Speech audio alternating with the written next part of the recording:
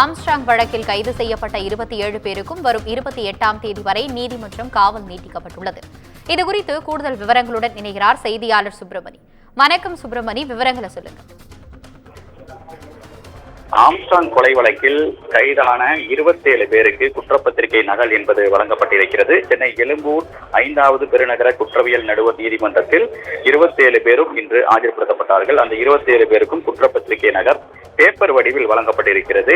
ஏற்கனவே கடந்த முறை இந்த வழக்கு விசாரணை வந்தபோது பென்டிரைவில் 27 பேருக்கும் குற்றப்பத்திரிகை வழங்கப்படுவதாக காவல்துறை தெரிவித்திருந்தார்கள். ஆனால் தங்களுக்கு பேப்பர் வடிவில் வழங்க வேண்டும் என்ற கோரிக்கை கைதான குற்றம் சுமத்தப்பட்டவர்கள் சார்பில் முன்வைக்கப்பட்டிருந்தது.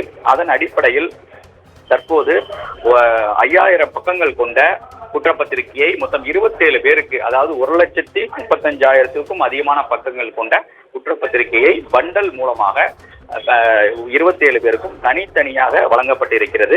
அந்த குற்றப்பத்திரிகைகள் நகல் 27 பேருக்கு வழங்கப்பட்டிருக்கக்கூடிய சூழ்நிலையில் இந்த நீதிமன்ற காவல் 27 பேருக்கான நீதிமன்ற காவல் வருகிற 28ஆம் தேதி வரை நீட்டித்து எழும்பூர் நீதிமன்றம் உத்தரவிட்டிருக்கிறது.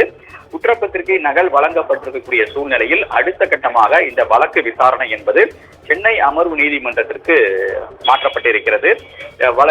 இதற்கு அடுத்ததாக இந்த வழக்கு விசாரணை தொடர்பான நகர்வுகள் இருக்கிறது. எனவே சென்னை எழும்பூர் நீதிமன்றத்தில் இதற்கான வழக்கு விசாரணைகள் நடத்துவதற்கான அதிகாரம் இல்லை.